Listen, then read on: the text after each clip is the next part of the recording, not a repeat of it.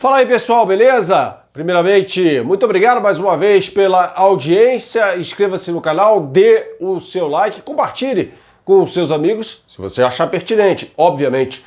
E entre aqui no site, né? Tá aqui abaixo na descrição do professor de guitarra e violão Átila Reis, se inscreva no canal dele no YouTube, no site você vai agendar uma aula gratuita, virtual, de qualquer lugar do mundo com o professor Átila Reis, e eu garanto a você que com 10 minutos de prática por dia, você vai aprender a tocar aquele som maneiríssimo, tá?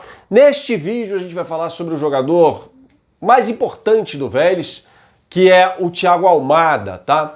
A gente já andou falando sobre ele, para mim o melhor sub-20 do futebol sul-americano. É um jogador destro, baixo, tá? Franzino fisicamente, mas é capaz de ditar o ritmo de uma partida como poucos, tá? Na posição. Assim, ele vai originalmente jogar mais pelo lado esquerdo, entrando também pelo meio, tá? O Vélez Sarsfield joga num 4-2-3-1, tá certo?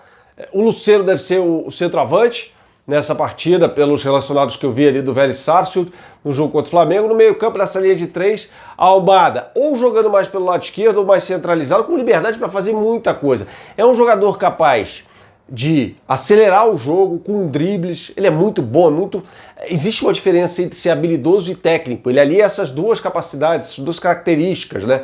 É um jogador habilidoso e muito técnico também.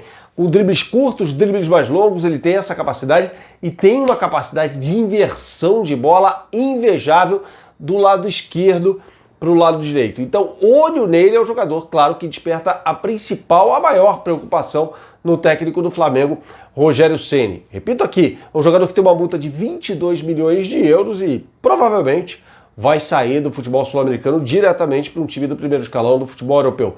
Do outro lado, do lado direito, um canhoto, ou seja, veja só que são jogadores que têm a tendência de cortar mais para o meio, para as passagens dos laterais. Aí o Orellano, também um jogador jovem, revelado na canteira do Vélez Sarsfield, canhoto, como eu disse, jogando pelo lado direito, uma grande capacidade de centralizar o jogo, cortar para dentro e chutar para fora. Ele é muito bom nisso, também um jogador muito habilidoso, não tão habilidoso quanto o Thiago Almada, mas também uma preocupação muito grande para o técnico Rogério Ceni. O outro meio-campista é o Ricardo Centurion, que jogou no São Paulo, veio do Racing, né? No Racing conquistou o Campeonato Argentino de 2014, é um bom jogador, mas é o pior desses três. Assim, Almada, no primeiro escalão, disparado, né, pela condição que tem de velocidade, de às vezes tirar um pouco o pé, é um jogador franzino, mas é muito difícil pegá-lo, tá? E também com a capacidade muito grande de inversão de jogo. Do outro lado, Orellano, né, um pouco abaixo, um jogador que não é tão habilidoso, mas também é um jogador,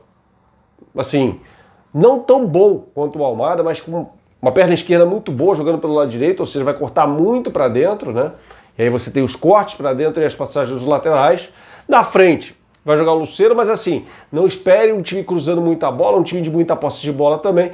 E aí o Centurião, ora jogando pelo meio, ora pelo lado esquerdo mais. Definitivamente quem fica mais pelo lado direito, mais fixo, é o Orellano desses três jogadores, beleza? Bom, e qual o antídoto do Rogério Ceni? Como joga, né, esse Flamengo do Rogério Ceni contra um time também que vai dar muita opção de o Flamengo ter a bola, né? Um time que vai jogar e vai também propor esse jogo, né? Vai ser um jogo muito técnico esse, eu imagino. E aí a gente fala sobre características do jogo de posição do Rogério Ceni. A gente tem falado muito sobre isso.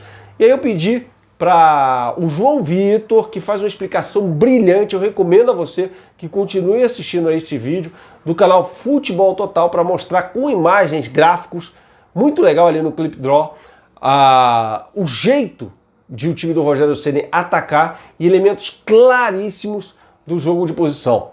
Vai lá, João!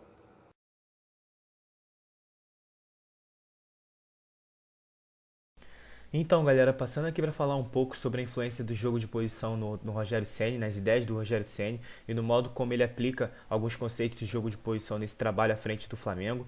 Vale lembrar que o Jorge Jesus também era um técnico familiarizado com essa cultura tática. Ele mesmo fala que aprendeu bastante quando passou um período no Barcelona com o Cruyff, que levou muito desses conceitos para o seu jogo, tanto no Benfica quanto no Flamengo também. O Flamengo de 2019 utilizava muitos conceitos de jogo de posição.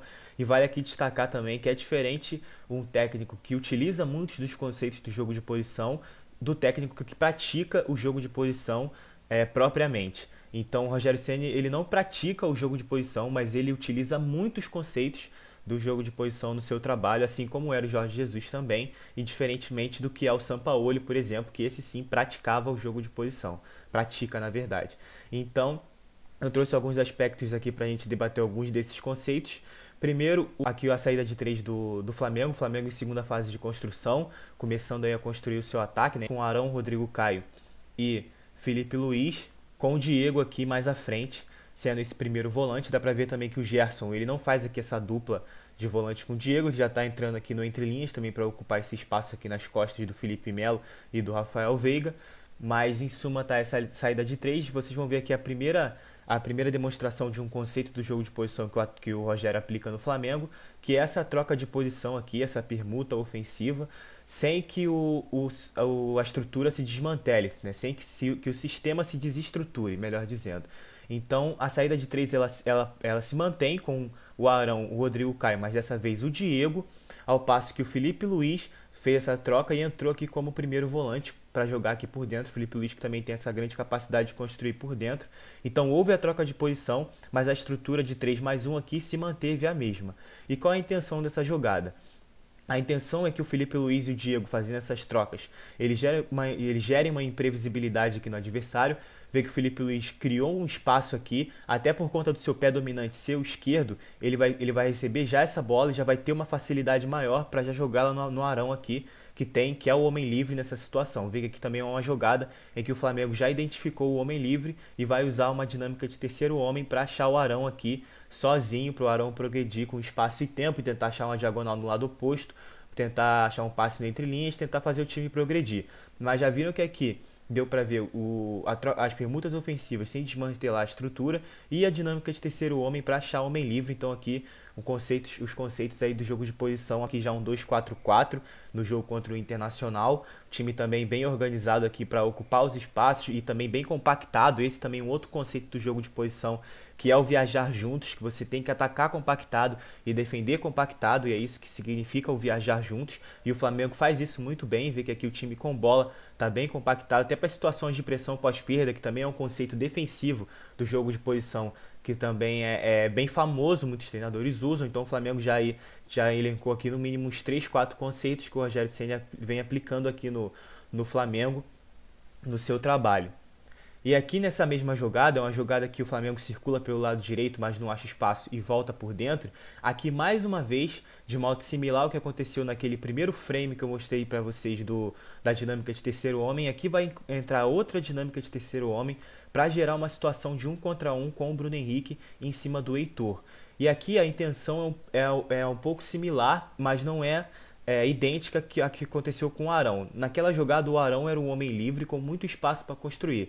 Aqui a intenção é fazer com que essa bola entre no Arrascaeta aqui por dentro, né? Usar a dinâmica de dentro e fora para que o Internacional seja atraído, e a intenção por trás disso é achar o Bruno Henrique, que eles já identificaram também anteriormente, que é o homem que tem aqui o 1 para 1. Então outro conceito do jogo de posição é que o jogo de posição busca sempre vantagens, e nessa jogada, a vantagem que o Flamengo tenta encontrar aqui é a vantagem do Bruno Henrique contra o Heitor, que o Bruno Henrique é um jogador muito mais forte no 1 contra 1 do que o Heitor. Então aqui é o que a gente chama de vantagem qualitativa. Então o Bruno Henrique ele vai ter uma superioridade aqui qualitativa, né? Vai ter a vantagem em cima do Heitor, porque ele é um jogador de uma velocidade maior, de um arranque maior. Então é um jogador que nesse tipo de jogada com metros para correr, ele vai levar vantagem. Então a gente já viu aqui, deu para vocês verem alguns conceitos aí do jogo de posição que o Rogério Ceni usa no Flamengo. Deu para elencar só nesse curto período de tempo aqui uns 5, 6 conceitos. Então, lembrando aí que o jogo de posição, como vocês puderam ver, utiliza uma gama variada de conceitos, e isso não tem nada a ver com o jogador ficar necessariamente estático, aquele jogo de prego. É uma cultura tática que pressupõe muita mobilidade. Então o Rogério Ceni aproveita bastante também alguns desses conceitos no Flamengo.